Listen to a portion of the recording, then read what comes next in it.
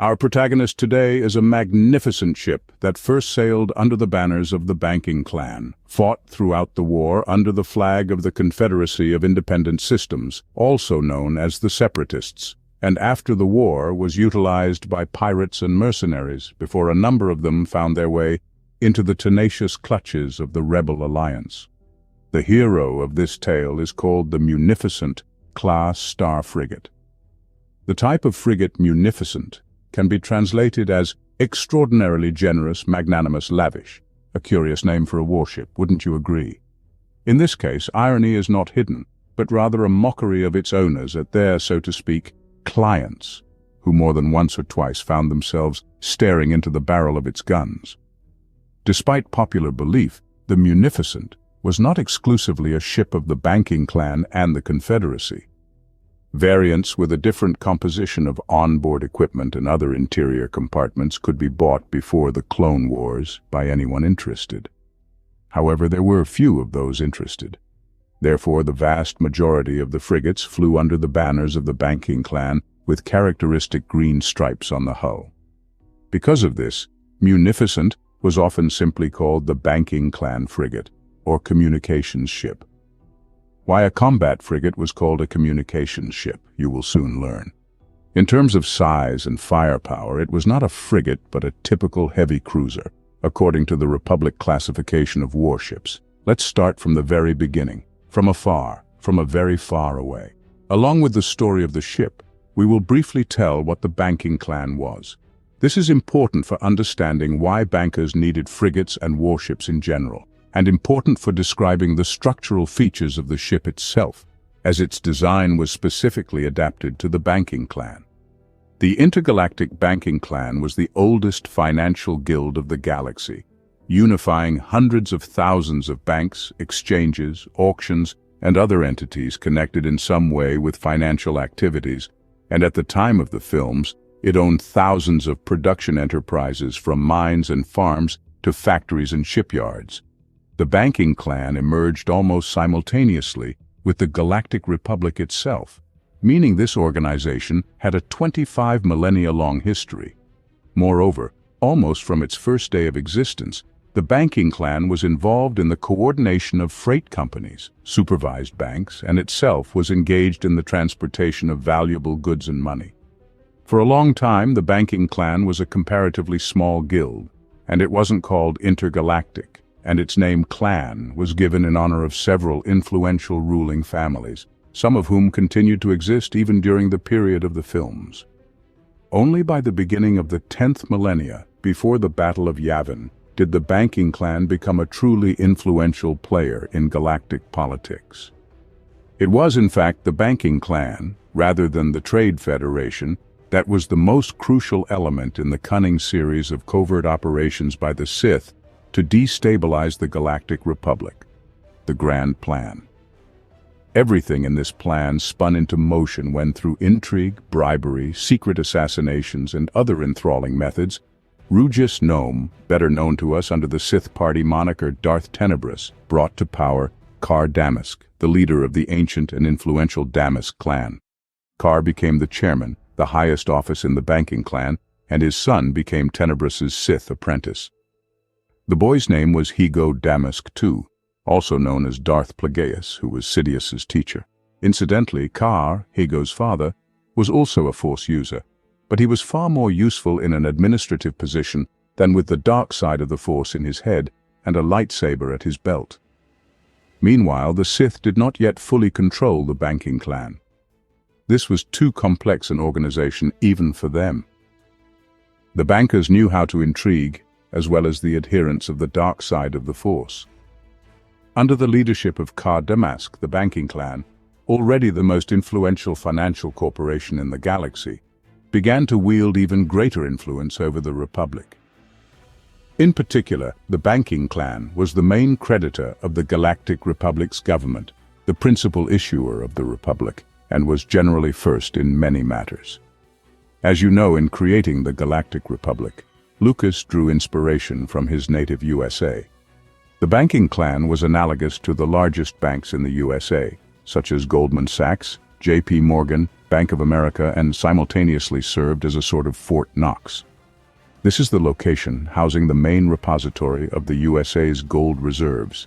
Additionally, the banking clan was analogous to the Federal Reserve System, an independent federal agency performing the functions of the central bank in the USA, a central bank with private ownership.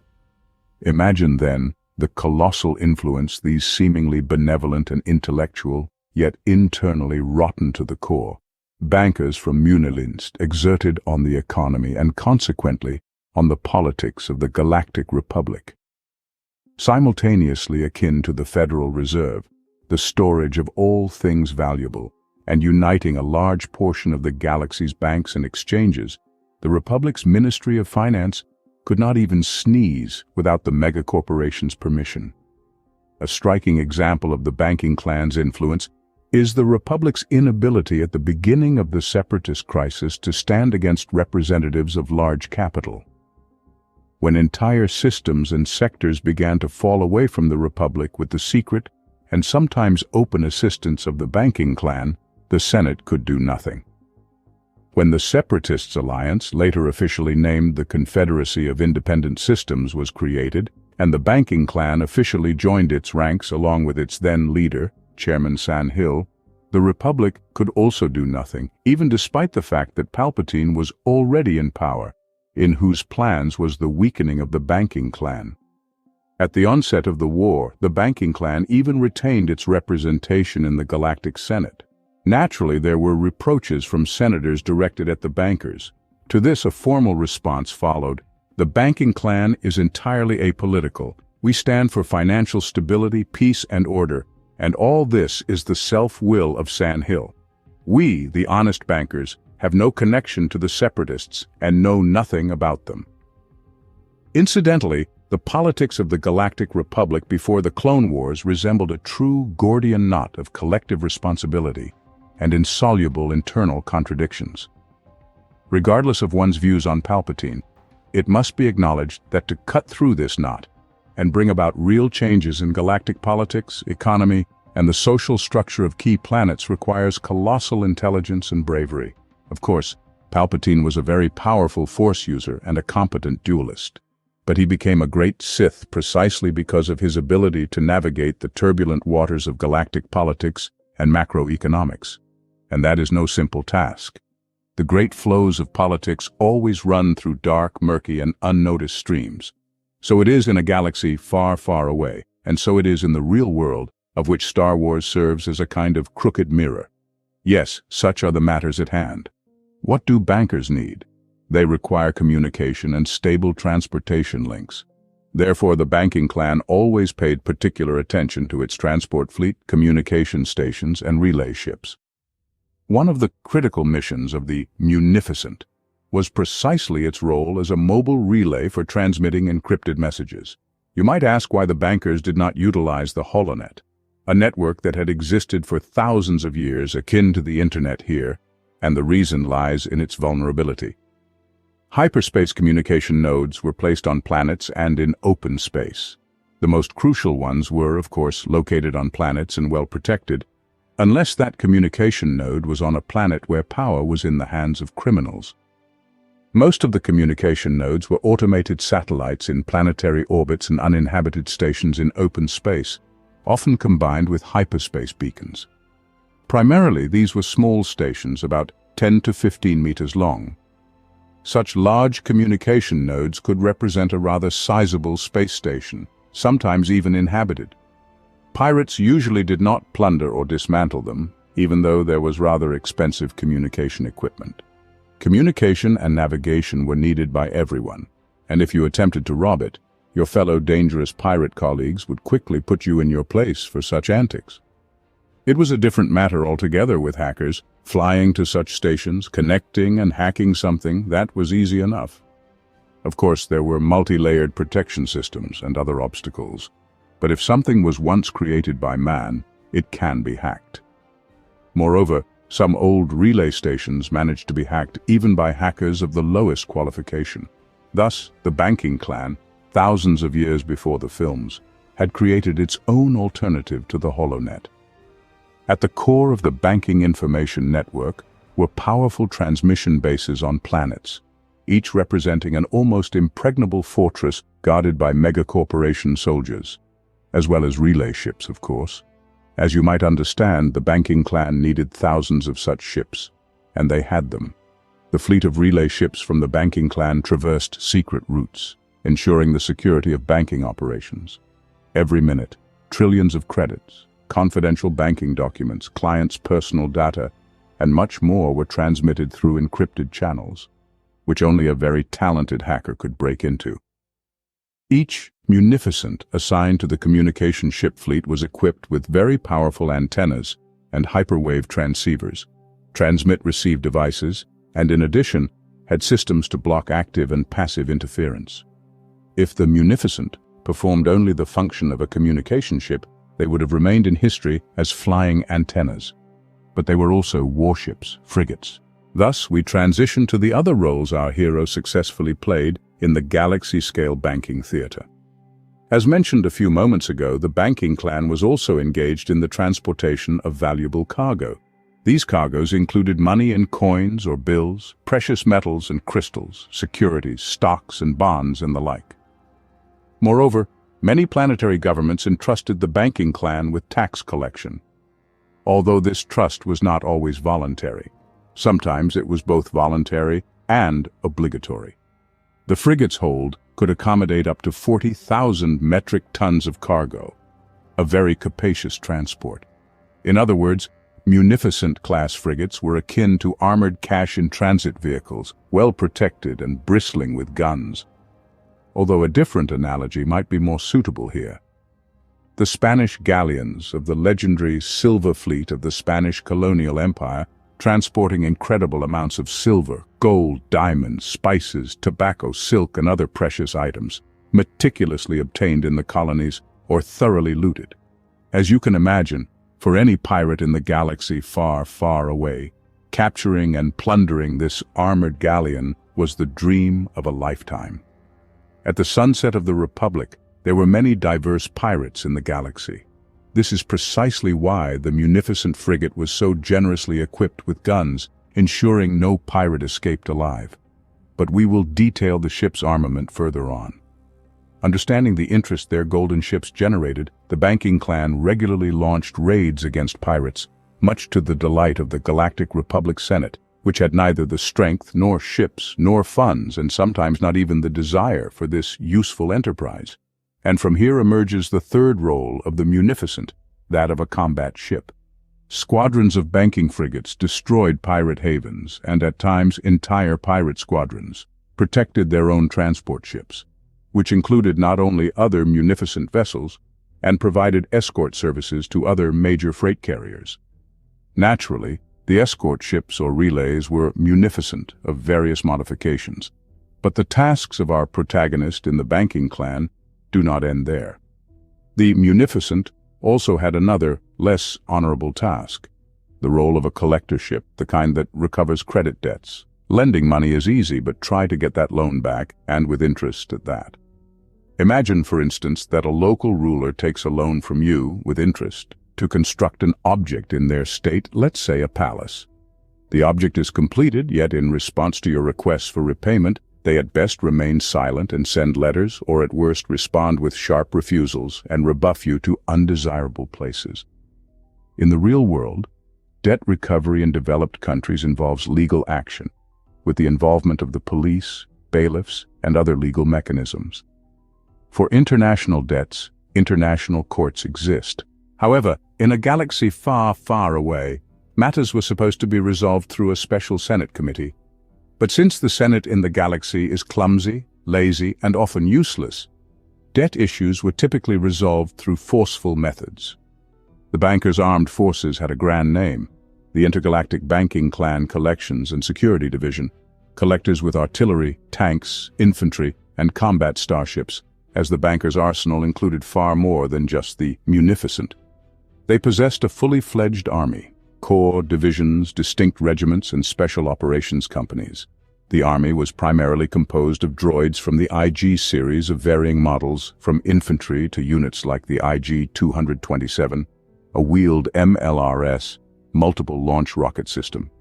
The droids were under the command of career officers of flesh and blood, typically moons or humans. They were also elite units composed only of living soldiers. For example, the Eotran Guard, a special security unit, excellently trained, well-armed, and highly motivated by high salaries. All these divisions and regiments could, at any time, by order of the chairman or council of the banking clan, embark on a Munificent-Class frigate and set off to collect money and teeth. The frigates were equipped with cabins to house up to 850 collectors, armed with blasters, grenades, and body armor, sometimes even in powered armor, up to 850, because the modular construction of the frigate allowed it to be converted into an equivalent of an assault transport. Full-fledged assault ships, like the Acclimator, could not be obtained, yet it could transport a couple of thousand soldiers, that is, collectors. And if all cargo, except water and food, was removed from the hold, it could be packed, like sardines in a can, with up to 150,000 battle droids in a deactivated state, or up to 10,000 deactivated, yet ready for immediate deployment and use.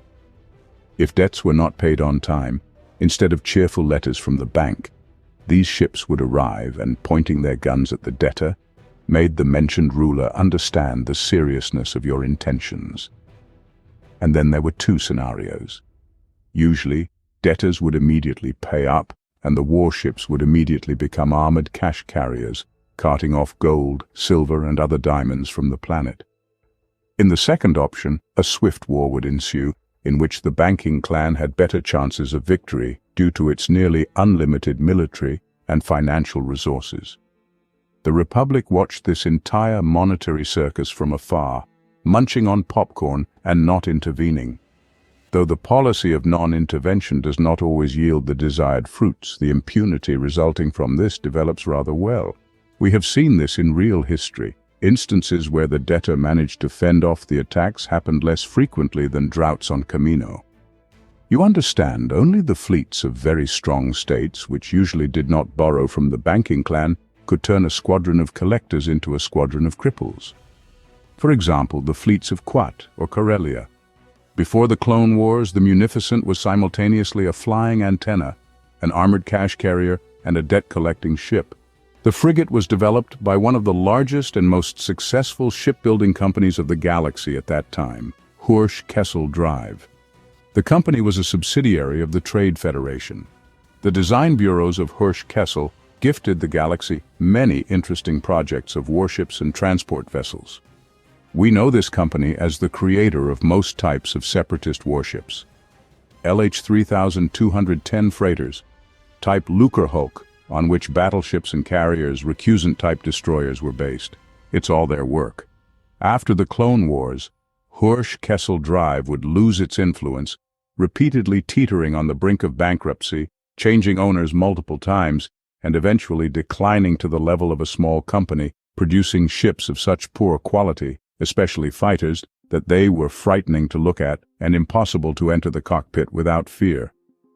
The R-60 T-Wing Interceptor is precisely their post-war creation. Pilots would later joke that it was impossible to make it that bad even on purpose. Even finicky rebels turned their noses up at T-Wing. But we digressed. The Munificent frigates were created based on experience in constructing and operating other frigates and cruisers of the banking clan. Yet less well-armed, less well-protected, and we do not know how they looked.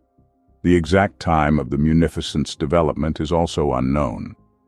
We only know that they appeared several decades before the Clone Wars, possibly even a whole century earlier. Incidentally, as you recall, following the Ruusan Reformation, a series of inter-republican laws were signed, one of which limited the fleet sizes of the member states of the Republic. The law also applied to private armies, companies, and corporations, including the banking clan's army. According to the law, no state or company was permitted to own a warship exceeding the specified size of 600 meters. However, the dimensions of the Munificent were as follows: 825 meters in length, 426 meters in width, and 243 meters in height. Furthermore, the law restricted the speed and navigational capabilities of hyperdrives, while the Munificent possessed one of the fastest hyperdrives available for large ships. In hyperspace, our frigate could outrun even many starfighters, and the navigation computer was not much inferior to those of research vessels. But our bankers aren't some sort of bandits, are they? These are honest, decent, and law-abiding businessmen. And when someone with a document of galactic law attempted to present a claim to the bankers, these esteemed individuals would immediately take up a defensive stance, put on an impenetrable expression, though their faces were already like stone, and with bewilderment inquire, "Why are you so concerned, esteemed one, and where do you see a warship here in your opinion? This one? Oh, come now, this is our humble cargo vessel just to transport our goods back and forth like an ordinary truck. And this is our armored cash transport.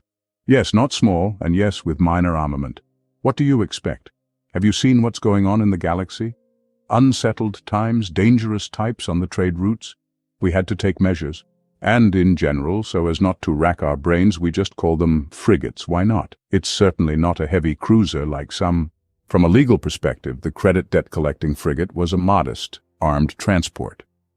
And many restrictions of combat ships, particularly on sizes, did not apply to transports. Just look at the gigantic, donut-shaped ship of the Trade Federation, over 3 kilometers in diameter. However, according to the then Republican laws, transports could not be armed with turbo lasers, and the Munificent was equipped with 20 to 50 of them. In light of this, it would be easy for any official from the Republic's Judicial Department, also known as the Judicial Department, or a senator of the Galactic Senate, to prove that this frigate grossly violates laws of the Republic, almost a millennium old. But when there is a lot of money, any permit can be bought and any official silenced. Large sums of money can open the doors of even the highest offices, and if a purchase didn't work out, financial sanctions could block the way. For instance, by disconnecting a planet from the Intergalactic payment network, those senators who dared to speak against the banking clan. It goes without saying what the grateful, in quotes, compatriots would then do to those senators on their home planet when the very banking system collapsed on that planet and the economy fell into a very unpleasant situation. In general, very few could dare to flout the restrictions on the sizes of ships at that time. The mentioned Quat and Corellia were also among them. Try telling Quat not to build kilometer-length super dreadnoughts. Yeah, right. Those ships were frightening just to look at, and fighting them was outright foolish. And Corellia also had quite large ships, the mere sight of which could induce real horror.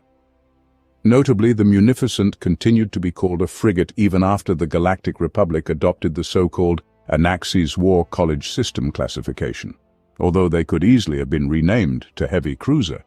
But the bankers didn't bother with it. Being almost separatists already, they didn't care what was devised in that republic. Leave us alone. We're on our own here. Let us now finally examine the construction of the Munificent-Class frigate. We will return to its history later.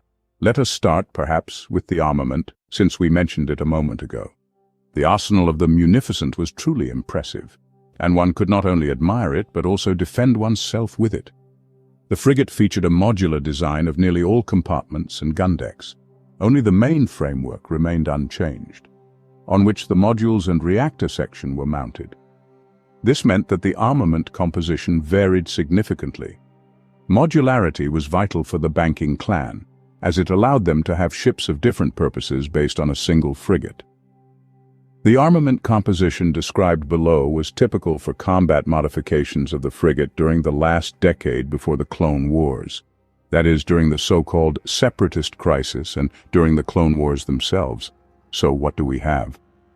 The main caliber of the Munificent comprised 2 heavy turbo-laser cannons of enormous power. These were among the most powerful weapons installed on serial ships of that time. Even the heavy turbo-lasers DBY-827, the main caliber of the Venator-class Star Destroyer, were not as powerful. However, the Venator had more main-caliber guns. The Munificent's guns were powerful enough to melt an icy moon with a diameter of 1,000 kilometers, and a squadron of Munificent, with their main caliber, could bring about complete planetary devastation. Now you understand what kind of guns those unfortunate people feared when they took a loan from the banking clan and failed to repay it in time. The drawback of the guns was their size, which prevented them from being placed in a rotating turret. They had to settle for a semblance of a rotating mechanism.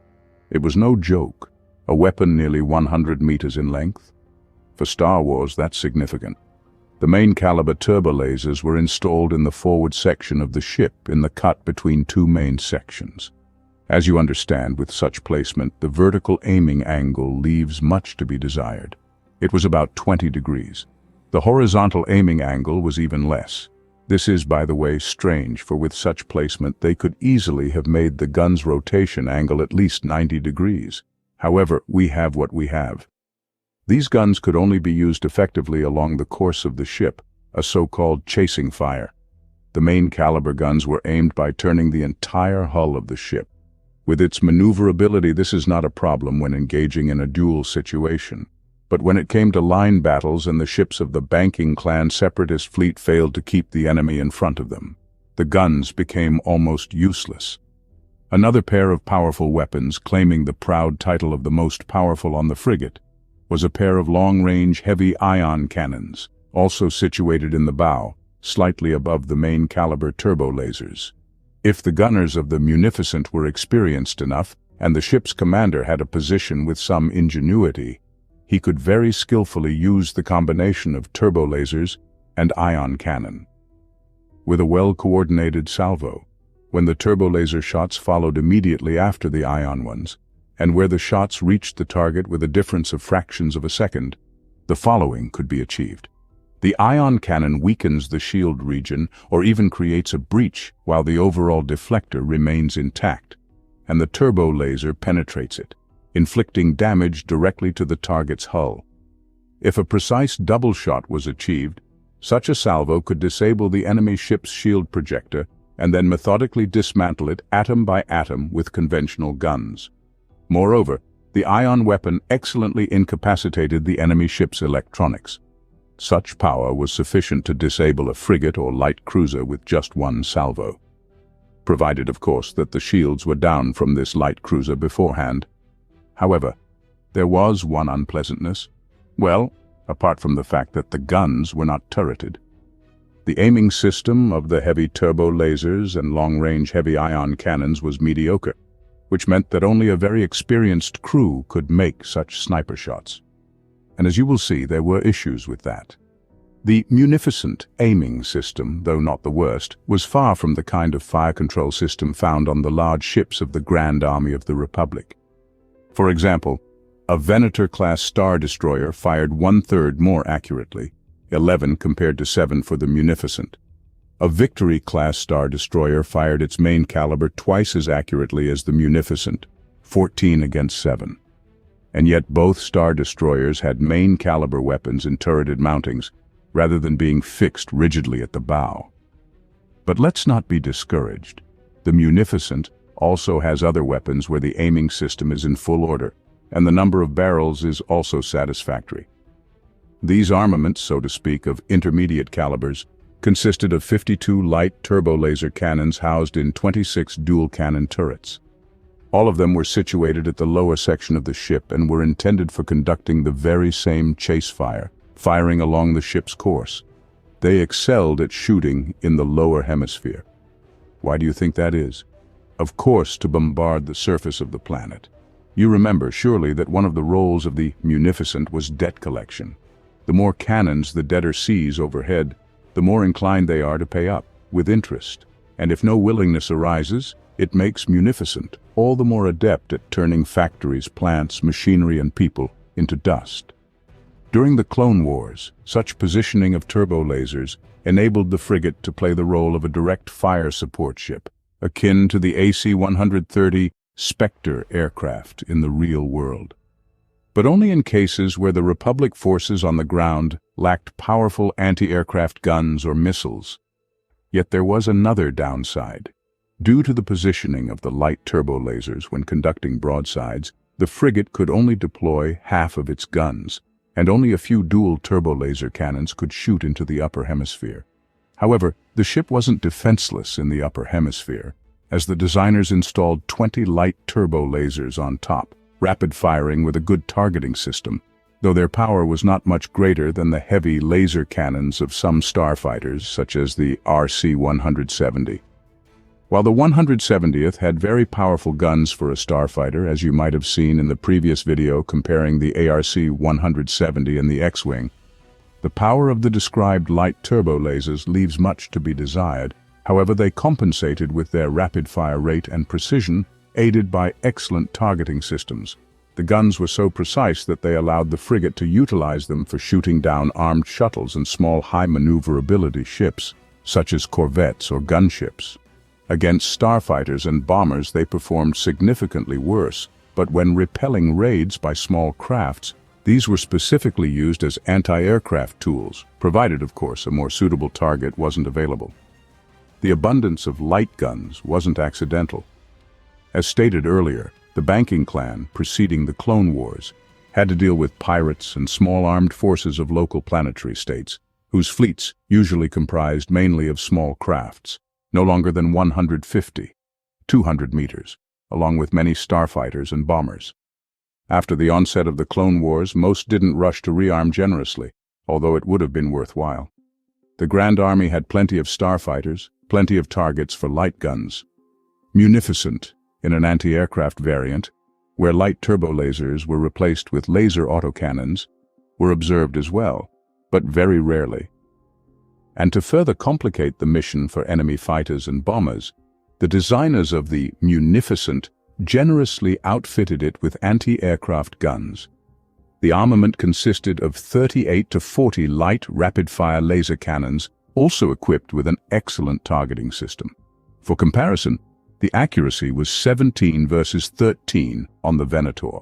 By the way, the Venator had as many as 52 anti-aircraft guns. That's 12 more than the Munificent.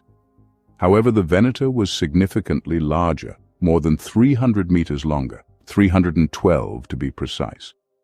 The sight of such anti-aircraft arsenal was unsettling for any Republic pilot, even if he was a clone. Fortunately for the Republic pilots, there was a real cause for concern about the anti-aircraft guns, only if the crew of the Munificent was composed of ordinary people with good training or high-quality battle droids. But fortunately for the Kaminoan clones and pilots from ordinary humans, most of the frigate crews were equipped with a minimal living crew, or the entire ship's crew consisted entirely of droids. More anti-aircraft artillery on separatist ships could only be found on the Reactors. It was equipped with as many as 60 rapid-fire guns, and that's in addition to 42 light lasers. Do you think that's all? No. There's something else interesting in the frigate's arsenal. Depending on the series and modification, the frigate could be equipped with 8 torpedo tubes or 8 missile launchers for anti-ship missiles. Or, and this was more common, 8 to 12 mass drivers, macro cannons. We saw their firing in the 3rd episode, when the gun deck of Grievous's flagship Invisible Hand was shown during the firefight with the Venator Gualara.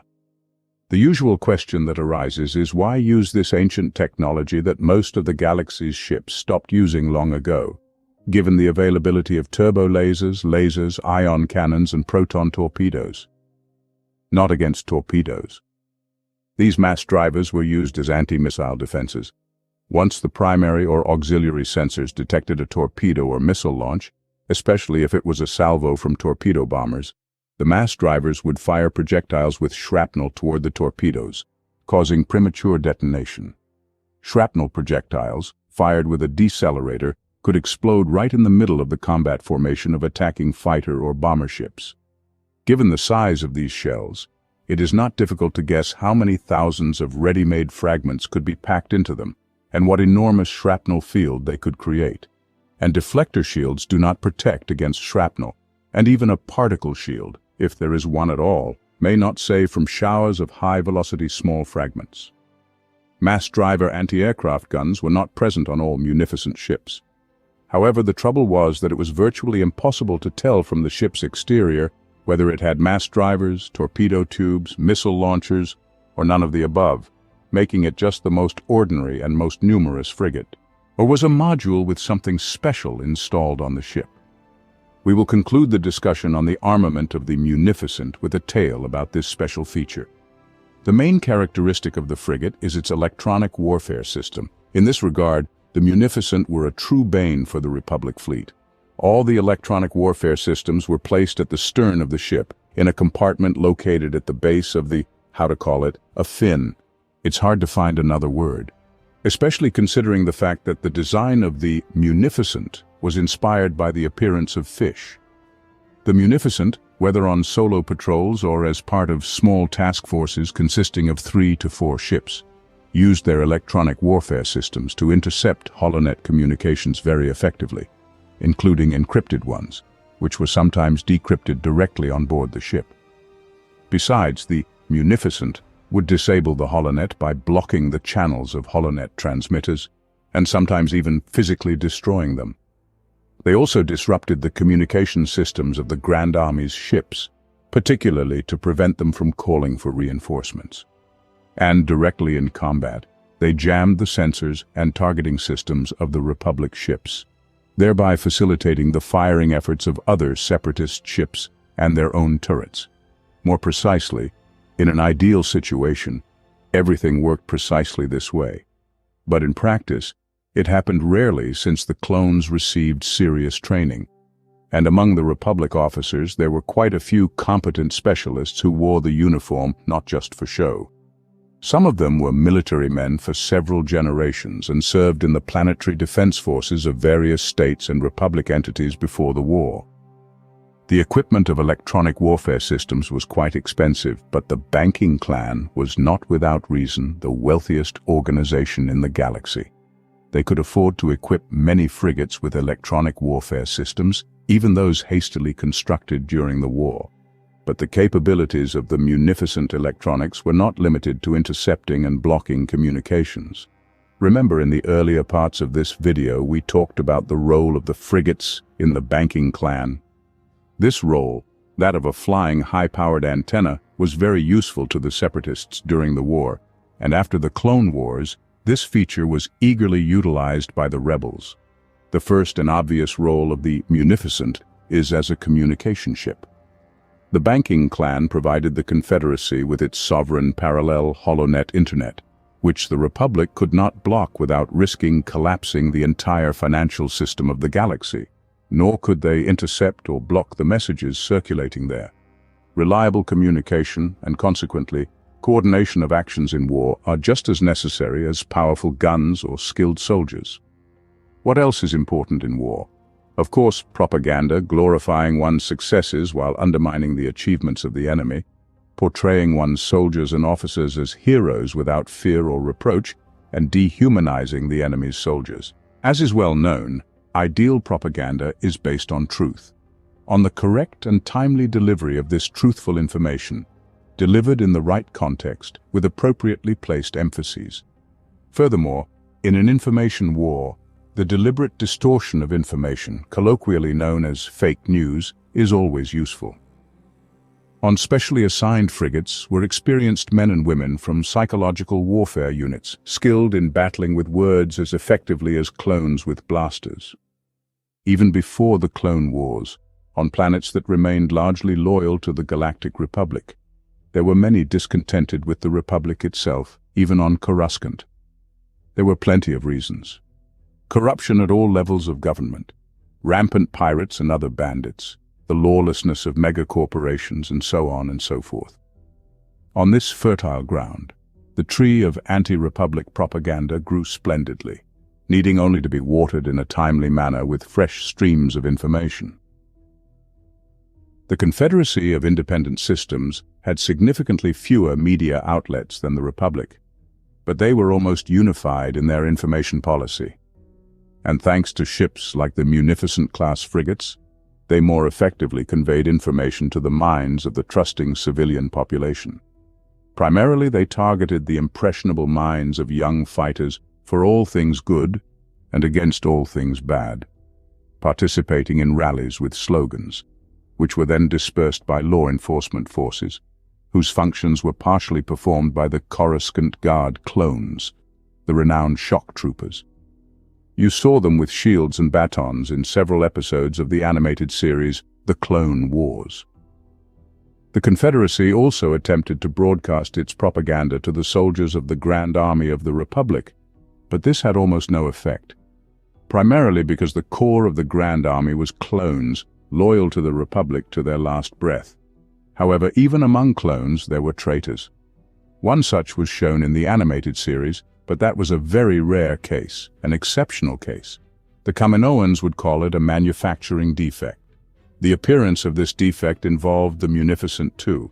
How do you think the Confederacy could have used the Munificent's excellent communication system? There is this delightful aspect of information warfare called information subversion. These same men and women sometimes managed to forge information messages of the Republic fleet, falsifying them so convincingly that they were believed. For example, they could simulate an order from the General Staff and dispatch a Republic squadron to guard some useless planet in a remote system. Meanwhile, a Separatist squadron would strike in the necessary location. This worked particularly well at the beginning of the Clone Wars, until the Republic counterintelligence recalled experience from millennia past and refined the communication system with coded commands, proper encryptions, and so on. But in the early months of the war, the Separatists, particularly fleets under the leadership of Severance Tan and Grievous, frolicked as they liked. The frigate's communication equipment was placed outside the ship's frame, positioned in distinctive wings, where its operation was not obstructed by other systems of the frigate, while the long-range communication antennas were located at the wingtips. The short-range communication systems were situated in the forepart of the ship, in the upper section. The magnificent electronic warfare and communication systems were arguably the most valuable features of these frigates. Moreover, the electronic warfare systems played a crucial role in protecting the ship during combat. Without them, the Munificent would not have been as effective. But what about its conventional defensive measures, such as deflector shields and armor? In this aspect, the ship had both strengths and weaknesses, with the weaknesses, in our view, outnumbering the strengths. The designers of the Munificent allocated sufficient resources to high-quality shields but seemed to consider armor as an afterthought. The shields on the Munificent were extremely powerful for a ship of this class. Let us once again examine the Munificent specifications from the encyclopedia, Starships of the Galaxy. The shield strength indicators of the Munificent in arbitrary units are 165, with an SR value of 165. Is this a lot or a little? For instance, consider the characteristics of its contemporary, the Victory-class Star Destroyer. This ship is almost of the same size. Its shield strength is 150, which is 15 less. Moreover, the armor thickness of the Victory is the same, and the overall durability of the ship's structure is not much better, 1200 versus 1080. And in terms of the total power of the broadside in a head-on battle, they are almost equal, but that is, so to speak, under ideal conditions. The Victory had its advantages, because of which, in terms of total characteristics, this ship almost always emerged the victor in a duel situation with the Munificent. Particularly the Victory surpassed the Munificent in arrangement, armament, and range of fire. But why compare the Munificent's armor and shields with the Victory-class Star Destroyer? After all, the Munificents commonly faced off against the larger Venators. Well, let's compare it with this pride of the Republic Navy as well. The shield strength of the Venator is 200, SR 200, which is not surprising considering the powerful reactors installed on it.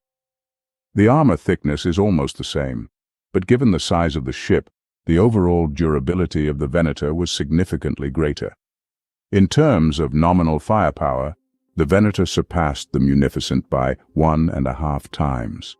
However, let's not forget that the Venator-class Star Destroyer is a carrier cruiser, not a battleship, and its main weapon is its numerous air group.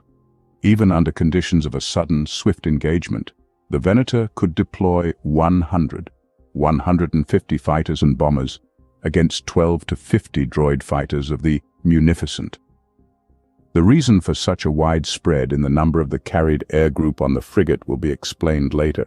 Thus, in a duel situation, the Munificent had no chance of defeating the Venator, except through some form of military cunning which, given the crews that piloted the Munificent, was unlikely. To defeat a Venator or a Victory-class starship at best required 2 Munificent-class frigates, while to handle it with certainty, 3 to 4 frigates were necessary.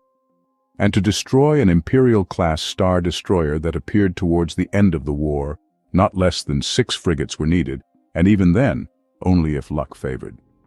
These data fully align with what we have read in books and seen in the animated series The Clone Wars. In the preceding few minutes, the indicator of overall resilience was noted, which, for such large ships, is akin to an average hospital temperature. Let's look at the armor particularities and vulnerabilities of the Munificent frigate. The first thing that always draws attention is the absurdly protruding command bridge, resembling a conservatory, and seemingly inviting, "Come on, launch a torpedo at me, please." The bridge designs varied among different qualifications of the Munificent, but the principle of their placement remained the same, a massive structure sticking out in the most visible and vulnerable place. At least the bridge of the Munificent was spacious enough to play soccer there. Unfortunately, diving under the shield and immediately throwing a torpedo into this conservatory was not possible, as the shield was projected too close to the ship's hull. But as soon as the shields were down, the bridge was the first to be demolished with obvious consequences for all those present. The flesh bags were sent off to a better world to converse with deities, and the droids to the nearest scrap metal collection point, if anything was left of them.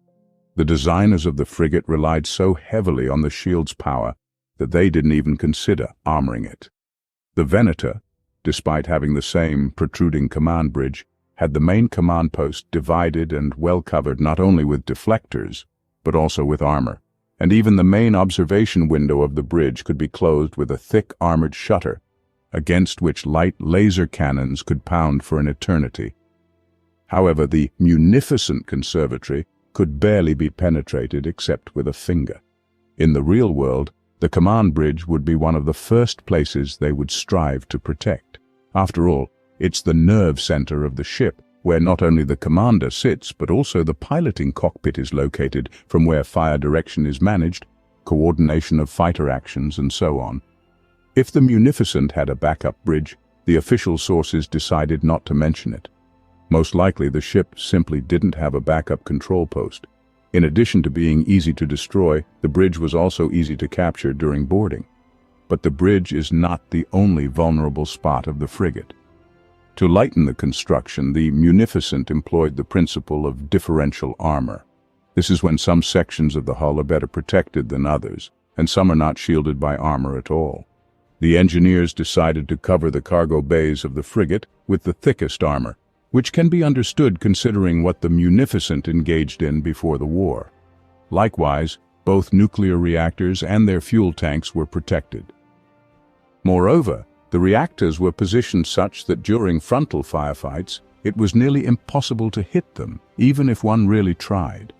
It was also difficult to disable and construct the very infamous frigate deflectors, unless by sustained bombardment and overload.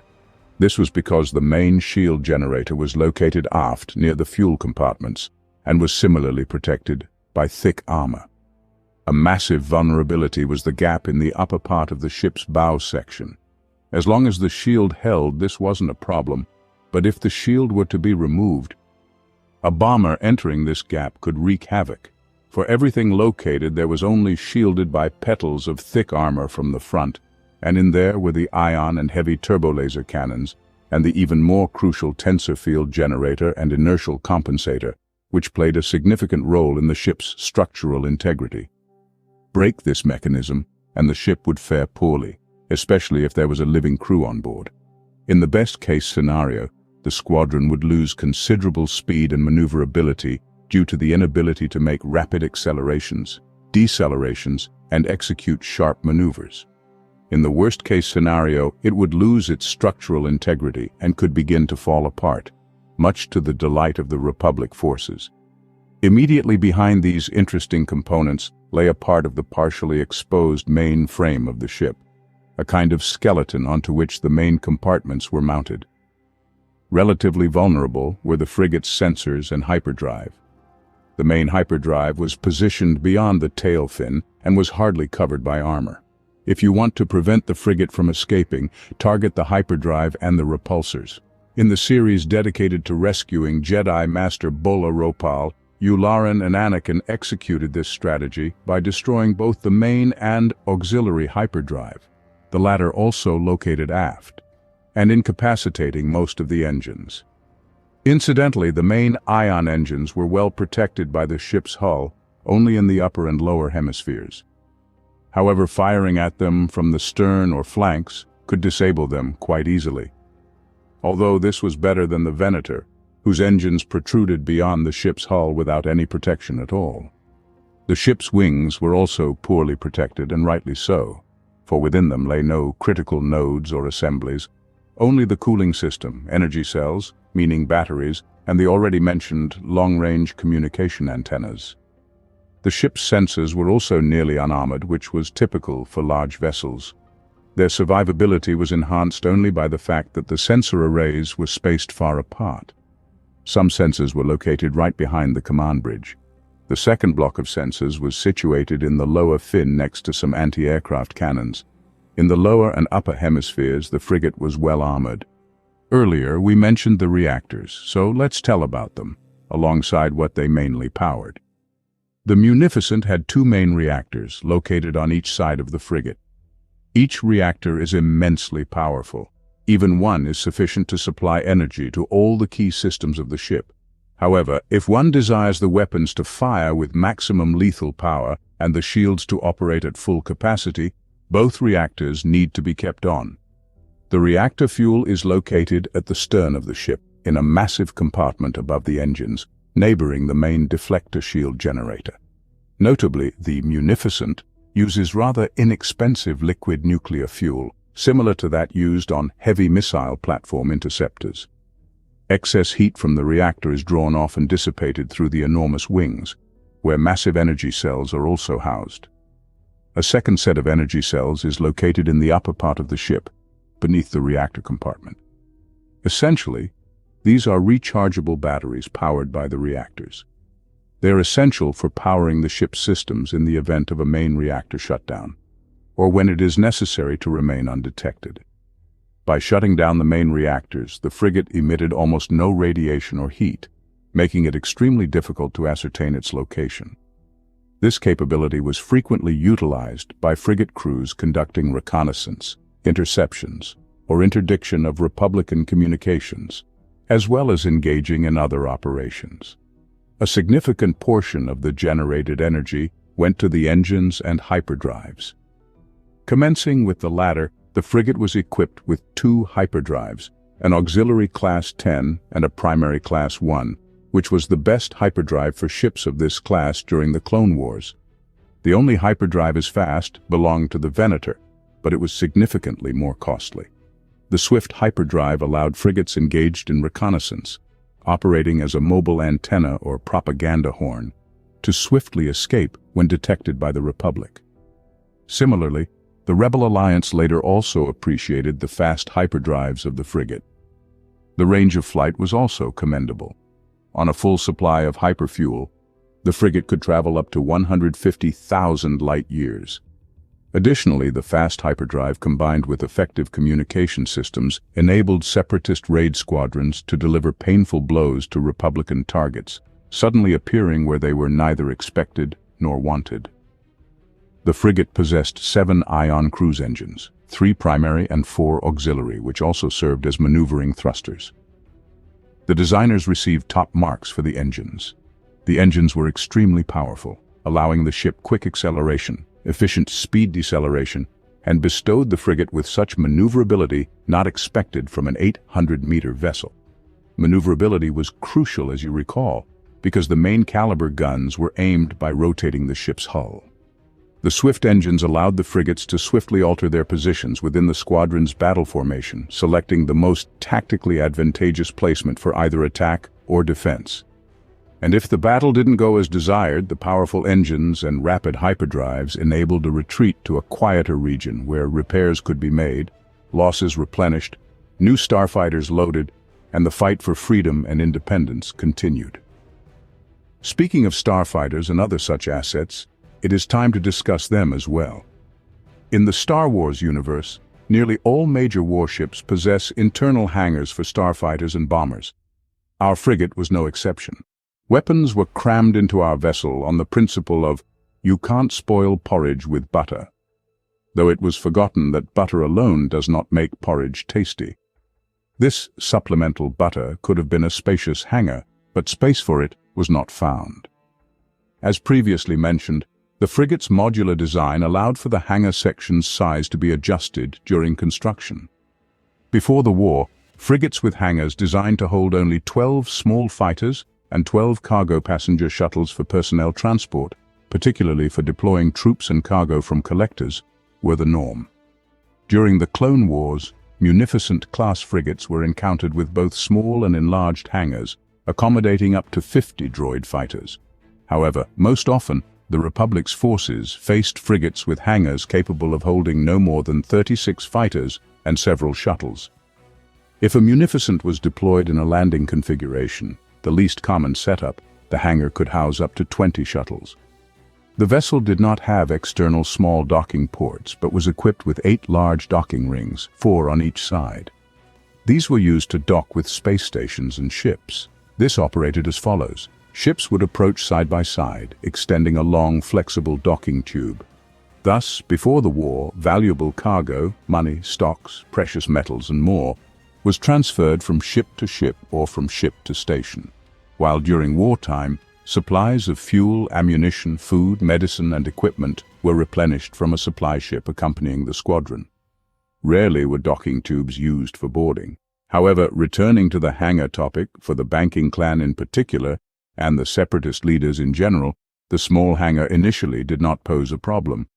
After all, many ships in the Confederacy's fleet had capacious hangars. At first glance, there was no issue, but during the war, Munificent often operated within small task groups of 4 to 12 ships, where only Munificent were present. This meant that in encounters with operational groups or raiding squadrons of the Grand Army's fleet, the fighter numerical superiority invariably lay with the Republic, which led to significant problems. Even despite the numerous and splendid light anti-aircraft artillery, and on some munificent frigates, even the presence of anti-missile mass drivers, the raid of the horde of Republic bombers was not always survivable. The clones rejoiced in victory, while the separatists bore the expenses and scrapped metal. The debits and credits did not balance, creating difficulties for the accounting staff of the banking clan. It was time to talk about credits, about money. After all, for war, this is the foremost issue, one of the first, and for bankers, it is definitely paramount. At the same time, let us tell you how many and where the Munificent was built. And here everything is not so simple. In the reference book, Starships of the Galaxy, which we have already used, a figure of 57 million credits appeared.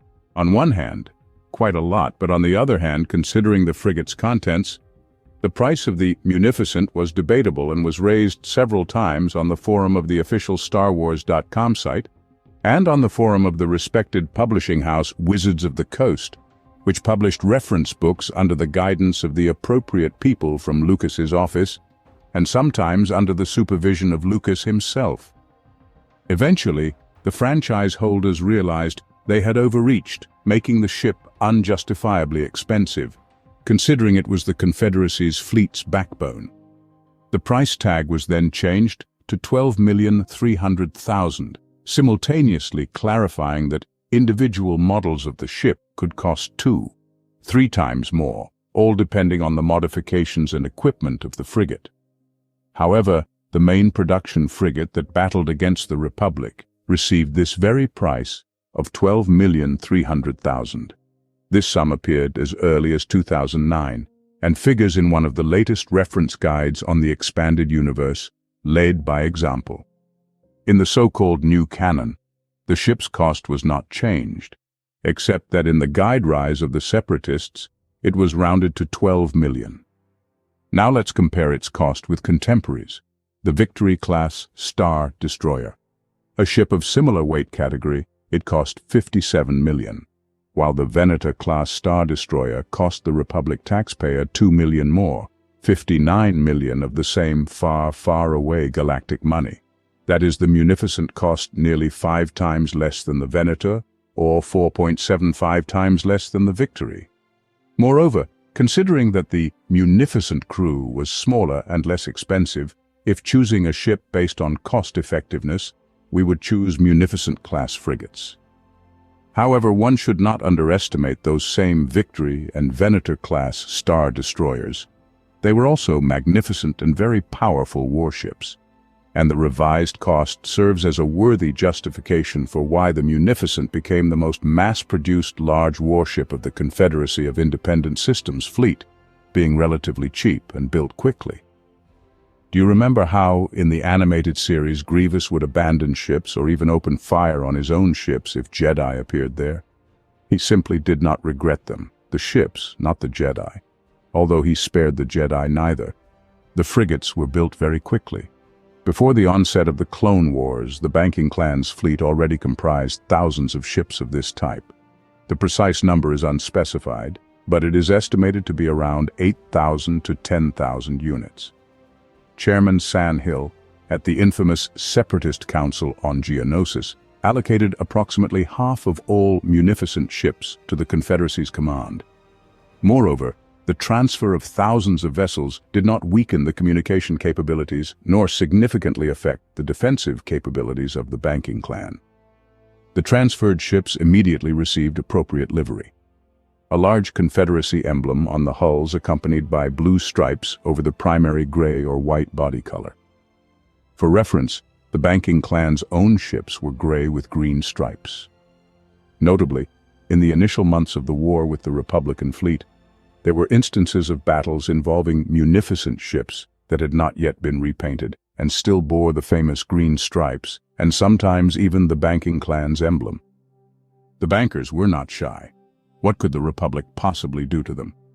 However, the Republic ultimately did something very painful. More precisely, it was Palpatine who orchestrated this, and he did so cunningly. Naturally, even thousands of ships would not suffice for long. Any war involves losses, and a galactic-scale war incurs colossal losses. Fortunately, the Banking Clan and its allies, primarily the Techno-Union and the Trade Federation, had sufficient manufacturing capabilities to commence mass production. The bankers strained their own shipyards, the largest of which was located on the planet Gwori in the Klatches sector, in the Outer Rim territories, Square K4. There, the Gwori Revolutionary Industries Company was in charge. Frigates were assembled on open sites on the planet's surface or in enclosed hangar factories. Nearly completed ships were finalized on open sites. Additionally, even before the war, the Banking Clan possessed numerous secret stations in uncharted corners of the galaxy and beyond the galactic disk. These previously housed communication nodes, treasuries, and some production capabilities, minor amenities for themselves. But during the war, these stations were converted into shipyards and factories. Constructing a single frigate took between 1.5 to 2 months. Each planetary factory or space-based shipyard could simultaneously produce hundreds of ships. The scale of the launched mass production was such that, during the course of the war, the Separatists introduced tens of thousands of frigates of these modifications into service. Unfortunately, the exact number is not specified. Sources only provide the wording, tens of thousands. By gathering indirect data, we speculated this to be around 80,000 ships. However, even if there were 10,000 fewer, the series still remains vast. Regrettably, it is unknown what percentage of the entire Confederacy armada consisted of munificent ships. Approximately, it is estimated to be 45%, possibly more. Here, it is worthwhile to remind about the Confederacy fleet structure. The entire Separatist Navy was divided into fleets, individual operational groups, raiding squadrons, and special-purpose squadrons. Fleets, depending on the tasks they performed, comprised from 200 to 4,000 large ships of all classes, starting from corvettes and light freighters. Large fleets consisting of 3,000 4,000 ships were divided into three major squadrons of 1,000. 1,300 ships, which in turn were subdivided into smaller squadrons or task forces numbering 600 ships. A small fleet could be divided into task forces not exceeding 36 ships, and Confederacy had many such fleets with 4,000 pennants. For instance, in the battle over Coruscant, several thousand Munificent fought. The exact number is not mentioned, but indeed, it was counted in thousands. However, the Grand Army also brought a massive fleet to the capital. There were more than 1,000 Venator ships. When the Confederacy started producing tens of thousands of frigates, they faced a big problem. Where to find crews for this entire armada? Thousands of years before, Revan and Malak faced a similar problem. Their Starforge could build ships and tanks at mind-boggling speed, but the issue was who would man the helm, the consoles, and the levers. And here is where another advantage of the Munificent came into play. There's a saying, a miser pays twice, but this time, the banker's economy worked in favor of all separatists. The situation was that in an effort to save on wages, the leadership of the banking clan required the ship equipment's work to be maximally automated at the design stage. The Republicans did exactly the opposite, remembering the unpleasant consequences that ended the automation games with the infamous Katana fleet. The minimally necessary crew for the fully operational ship consisted of only 200 people, unprecedentedly few for a ship of that size. The full crew, 1,100 sailors and officers, plus a certain number of technicians with a large air group. For comparison, the minimum crew for the Star Destroyer Victory is 1,785 officers and sailors, and the full crew is 5,200. That is, Victory has 5.5 times more minimally necessary crew and 4.7 times more full crew. But that's not all. Even automation made the frigate ideally suited for droid control, even such simpletons as B-1 series droids, which were under the control of either an officer droid or a tactical droid. This allowed forming crews entirely without humans and reduced the cost of frigate production by not equipping them with life support systems. Droids don't need oxygen after all, and in the animated series The Clone Wars, we are often shown exactly such frigates, fully controlled by droids. On one hand, the small crew and the ability to be controlled by droids made crew staffing easier. But on the other hand, it complicated ship repairs without docking or landing on a planet. There weren't enough humans and droids even for fixing minor malfunctions. As a result, the combat cycle of Munificent was relatively short. Droids in Star Wars could never fully replace meatbags. Should these not be the sentient robots that managed the eternal fleet of the Zakul Empire? An intriguing question arises. Why did the Separatists not construct ships entirely devoid of crews, fully autonomous droid cruisers, or droid ships? In the galaxy, both before and after this period, such attempts were made, yet most of them concluded, to put it mildly, unsuccessfully. The cases of the experimental frigate Kikek 777 and the ship Celestrine are telling. Both were known to the inhabitants of a galaxy far, far away as so-called droid legends, akin to Flying Dutchmen, traversing the galaxy independently. Experienced commanders of Republic ships quickly discerned which frigates were operated by droids. This was easy to notice even when the Munificent filled the scanners with interference, preventing the ship from being scanned for the presence of life forms. Robotized crews acted in predictable patterns, did not adapt well to changes in tactical situations, were not the best marksmen, and were generally poor at exploiting the ship's capabilities for electronic warfare.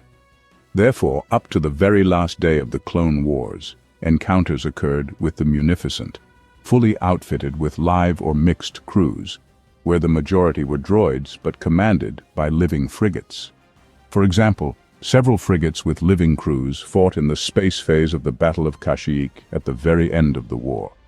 And since we have smoothly transitioned to the end of the war while examining the ship's design, let us summarize the results of the frigate's use in the Clone Wars and then continue with the post-war fate of the Munificent. Initially, it was intended that the Munificent would act as a support ship providing flank cover for the fleet's strike corps from enemy fighters and bombers, while concurrently disrupting communications and targeting systems, and in solo raids, serve as a propaganda speaker and interceptor of Republic communications. While the Munificent excelled in its role as a flying antenna, its direct combat application was not always successful. Rarely does any plan withstand the test of war, and this was no exception. Due to their mass numbers, the Munificent often acted on their own within small squadrons or operational units. When confronted by Venators, they frequently suffered unjustifiably high losses due to the small size of their air group. The war often forced the Munificent to function as line ships, a role for which they were not designed. Although occasionally the Wolfpack tactics yielded results. The Munificent was adept at cruising along Republic communications, and with 3 or 4 frigates, they could wear down a Venator, simultaneously destroying its escort. In large battles, with the presence of ships of other types, the Munificent performed very well. They covered other large ships from small enemy craft and reinforced the larger ships by simultaneously eliminating minor threats such as corvettes and light cruisers like the Arquitens. Occasionally, the Munificent served as landing ships due to their spacious hold, which, as we recall, could accommodate up to 150,000 deactivated droids. However, the Munificent performed poorly in the role of landing transports due to the same hangar and the inability to quickly deploy forces onto a planet. In contrast, they excelled as armored transporters. As you know, many types of machinery and droid models survived the Clone Wars, and the Munificent was no exception. However, because most frigates' crews consisted of droids, the ships became inactive under the droid army's shutdown after the well-known events on Mustafar. The Republic fleet commanders promptly took advantage of this, mercilessly destroying the motionless ships. Only a few frigates were captured. Far more intriguing was the fate of frigates with crews composed entirely or partially of living sailors and officers. Some continued to fight against Central Authority, now Imperial, battling as part of the so-called separatist remnants. However, there were quite a few, who realized the futility of resistance and turned pirate, privateer, or mercenary. And pirates or mercenaries aboard a de facto heavy cruiser were a serious concern. You surely remember the vigorous activity the Empire undertook after the war. Pirate bands with munificent ships that dared to pirate in the wealthy sectors of the expansion region and colonies were quickly hunted down and exterminated by the Imperials alongside the separatist remnants. Those who pirated in the mid-rim endured a bit longer, but they too were eventually destroyed by the Imperials. The most surviving crews, having become pirates and mercenaries, settled in remote areas of the Outer Rim, including those not part of the Empire. There was barely anyone to plunder there, and the pirates lived sparingly, but they lived nonetheless, unlike their former comrades. The incredibly fortunate managed to enlist in the service of small planetary states. A lucrative deal indeed. The planet gained protection in the form of a powerful warship obtained for free, while the fugitives secured some form of stability and a comfortable life. Those who didn't want a peaceful life became mercenaries on those same edges of the galaxy. And very rarely, frigates were used as commercial transporters. At least one such case is known, a mediocre investment, to be honest. For the Imperials, all Munificent were either pirate or rebel ships. Therefore, they were eliminated indiscriminately. Thus, mercenaries from official private military companies could accidentally come under attack if they failed to send identification codes on time. The Imperials might shoot first and inquire about the frigate only later. As for the Separatists, all major Confederate remnant groups were destroyed within the following 3 years. Although the last major remnant was finished off by the Imperials already in 12 before the Battle of Yavin, few Separatists and their ships managed to survive. And now, a tale about one of the frigates and its crew who decided to stop fighting and escape the consequences of the Confederacy's defeat. In the magnificent book Beyond the Rim, there lies the fate of Captain Rel Harsol and his frigate So No Lor. Before the Clone Wars, Rel served on a cruiser belonging to one of the Republic senators. By the outbreak of the war, He had grown so tired of Republican corruption and chaos that as soon as the Clone Wars began, he immediately defected to the Separatists. During the first year of the war, he served on various ships of the Separatist fleet. He was even fortunate enough to serve for a while on the legendary flagship of the entire Confederacy fleet, the Invisible Hand. And it was there that he distinguished himself. In the second half of the war, Rel was given command of the frigate Sonoor, with a crew consisting of humans and battle droids. At his new post, Rel met and soon befriended an Arcanian named Kratala. Like Rel, she once worked for the Republic and, for the same reason as Rel, switched to the Confederacy's side. This talented lady was one of the senior specialists in cybernetics and prosthetics at the personal medical facility of the Supreme Chancellor himself. She worked in that very secret hospital where, at the end of the war, the freshly transformed Anakin was outfitted in a stylish suit, turning a jovial Jedi into a grim Sith, Darth Vader. During the Clone Wars, Kratala worked in the research complex on a secret space station located in the Salvara system in the Tenuta sector in the Midrim. There, the white-haired lady, part of a design bureau, was involved in developing new models of battle droids and cyborgs, more precisely, transforming wounded soldiers of the Confederacy into such. By the war's end, Kratala managed her own large laboratory at this station. The frigate Sonoor, under Rel Harsel's command, was one of the squadron's ships guarding the station. From time to time, Rel visited Kratala, spending long and interesting evenings with her. Nearing the war's end, Rel Harsel realized that the Confederacy of Independent Systems had no chance of victory. He realized the Confederacy had only a few months left to live. It was time to plan for the future, and the financial aspect of the matter became a priority. Together with Kratala, they devised a plan for enrichment based on corruption schemes involving budgetary funds allocated by the Confederacy for scientific research. Riel was involved in legalizing these funds, using offshore accounts and other financial instruments, and then transferring them to caches on his frigate. Additional income was brought by the illegal operations of his friend Ropak, conducted on the renowned Wheel space station. Ropak also harbored resentment towards the Republic and sympathized with the Confederacy, which laid the foundation for their friendship. This energetic Twi'lek, during the Clone Wars, founded the Isotech Company, which engaged in illegal trading on the black market.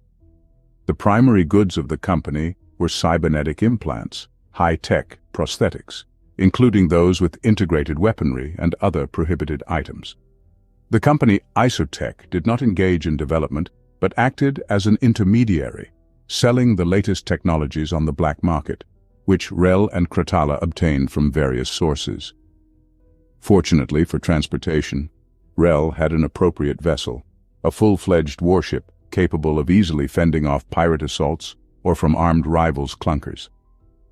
This continued until the final salvos of the Clone Wars.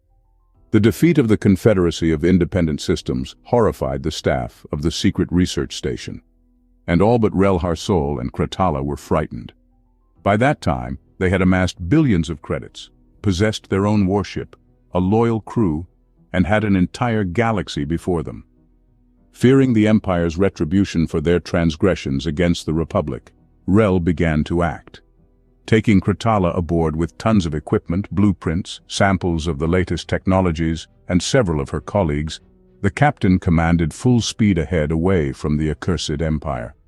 Rel and Kratala planned to take refuge on some remote world in the Outer Rim and establish a settlement there, transforming the frigate Sonoor into a transport and mobile research laboratory where cybernetic innovations for the company Isotech of their friend and partner Ropak would be created.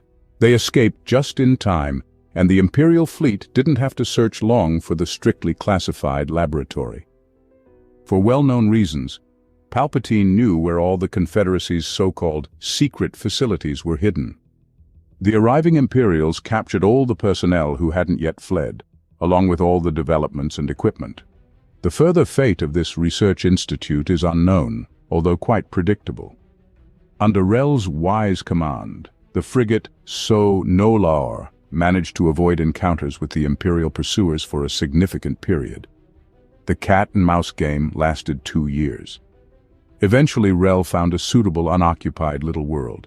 It was the wild planet Cholgana, lost amidst the vast expanses of the Outer Rim. Most of the land on Cholgana was covered with nearly impenetrable forests and mountains, with magnificent seas and rivers. A paradise, if not for the local fauna.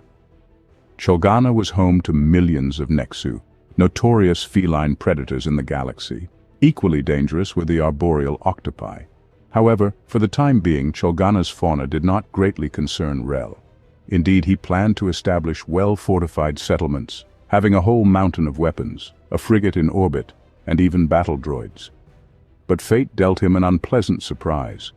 Hardly had they arrived in Cholgana's orbit when a malfunction occurred on the Sonoor. The frigate was drawn in by the planet's gravity and crashed in the middle of the jungle. During the descent, Rel never once lost control of the situation. His crew also remained calm, fully trusting their captain, and this saved them. The crew survived the crash with almost no losses. Remarkably so, considering the frigate collided with a mountain and split into 2 parts just above the ground. One could say that the landing of the Sonoor was relatively successful. At any rate, the frigate was in better shape than the piece left behind by the so-called Cadet, piloted by the renowned flyer Anakin Skywalker. The question of who was at fault for the ship's crash was no longer relevant. The eternal question, what to do, was now pressing. In Rel Hassol's possession were several hundred humans and non-humans, tens of thousands of battle droids in deactivated form, and thousands of tons of equipment, prepared by the shrewd captain for the construction of his own city. And all these couple hundred people were surrounded by hungry Nexu, watching the newcomers with all 4 eyes and great appetite. Rel's first action was to try to send a distress signal with the coordinates of their crash site, which only Ropak could hear and decode. But unsuccessfully, they had to survive on their own. Let's not dwell long on what happened next, as the fate of the frigate Sonoor was wrapped up there. Suffice it to say that compared to the iconic character from Daniel Defoe's masterpiece, these Robinson Crusoes managed superbly. The surviving crew of the frigate built a small, well-fortified town with cannons, walls, battle droids, and everything appropriate. Rel became the leader of his own city, and his beloved Kratala, unable to engage in research, became the doctor of the small settlement. All they could do was survive and hope for help from beyond. But who could become their savior in this forgotten corner of the galaxy? This question tormented the soul of Rel and his people, for essentially they were sitting on a treasure trove. Billions of credits in notes and ingots, tons of gold and other precious metals, the latest technologies. Any pirate lucky enough to find all this would have been struck speechless with joy. Somehow, information about the ship with treasures on board having disappeared somewhere unknown became public knowledge. A few years later, this information turned into legend and got surrounded by rumors like a snowball rolling down a hill. Hundreds of pirates, treasure hunters, space explorers, and other adventurous types tried to locate the legendary Sonoor, though some did not believe in the existence of the golden ship. The Twi'lek Ropak, on whose help the crew of the Sonoor had so relied, having lost all contact with Rel and Kratala, was forced to save his business. He found a new source of income, once again illegal. He found it and soon hit his delicate speculator's forehead on the iron fist of imperial justice. Ropak was arrested, tried, and sent to his first and last meeting with the imperial executioner. His children, son Reom and daughter Shira, inherited the company. Remembering their father's fate, they had to engage in only lawful business. This continued for several years until they received the encrypted message from Rel Hassol. It contained the exact coordinates of the site of the legendary frigate Sonoor's demise. What happened next, you can read about in the book Beyond the Rim. A very interesting story with ordinary mortals, in no way connected to the heroes of the entire galaxy, and not influencing global events. Such details better reveal the essence and structure of the fictional universe. And this applies not only to the Star Wars universe, but also to other franchises. However, that is another story altogether. And now we come to the final part of our extensive tale about the munificent frigate in the Rebel Alliance. As previously mentioned, most munificent ships that survived the Clone Wars and the early years of Imperial rule belonged to those crafty individuals who did not bang their heads against a wall, meaning they did not attempt to fight the Empire, instead choosing to flee. The Rebel Alliance, especially in the early years of its difficult existence, desperately needed large warships. Most of the rebellious cells that formed the Alliance either had no ships at all or fought the Empire with poorly armed, repeatedly repaired transports and various ancient fighters. In this regard, the so-called new canon repeats the expanded universe, except that in the new canon, cruisers and frigates appeared in the Alliance a bit earlier. Some of the first frigates and cruisers for the Alliance were ships given to the rebels by the few surviving separatists, as well as pirates. Former separatists hated the Empire as the successor to the Galactic Republic, and were therefore glad for any ally. Ironically, the separatists who fought against the Republic expressed a desire to fight on the side of those whose movement was called the Alliance to restore the Republic. But as they say, the enemy of my enemy is my friend. Most pirates, however, had more down-to-earth goals. Under the guise of the Alliance, they received some protection and bases where they could come for repairs, support in case of danger, and the opportunity to attack and plunder Imperial targets, which previously was too terrifying to attempt. It is important to note that some pirates joined the Alliance as full members while others became privateers. Although the Rebel Alliance was de jure, not a state, it issued letters of marque left and right. These letters allowed them to plunder Imperial transport ships, bases, companies, and corporations loyal to the Empire, guided by the Alliance's intelligence data. Privateers also had the opportunity to repair and relax at Rebel bases and ports, giving only 10 to 15% of the captured goods in return. For the rebels, free fighters against the Empire. For the pirates, access to bases and information. Everyone was satisfied, except, of course, the Imperials. How all this worked is described in great detail in the remarkable book, The Far Orbit Project, whose main characters are former Imperials who deserted with their frigate and became privateers in the service of the Alliance. Incidentally, the esteemed Admiral Akbar was against using privateers, and even more against admitting pirates and other bandits of that ilk into the Alliance. On this matter, he often argued loudly with Mon Mothma and Garm Bel Iblis, but Mon Mothma thought further, deeper, and her mind was not that of a fish. The ex-senator, who led an illegal armed formation, clearly saw that in the conditions of the fierce struggle for power, moral principles took a back seat. Unlike her more principled comrades, she understood that the revolution was not a noble crusade, but a dirty and bloody struggle. Acknowledging that in revolution all means are justified, she was ready to sacrifice any moral principles to achieve her goals. In the end, Mon Mothma was proven right, as was Garm Bel Iblis, although he had specific, sometimes very strained relations with the Alliance, and Saw Gerrera from the new canon did not care who to collaborate with. In the old canon, the rebels also worked with radical groups, such as the Justice Action Network. Nowadays, it might seem to some that we are condemning the Rebel Alliance, painting them in black as unscrupulous scoundrels. On the contrary, we are merely showing the gray side of the rebel movement. Star Wars has never been a black and white universe with good and bad, as it might seem at first glance.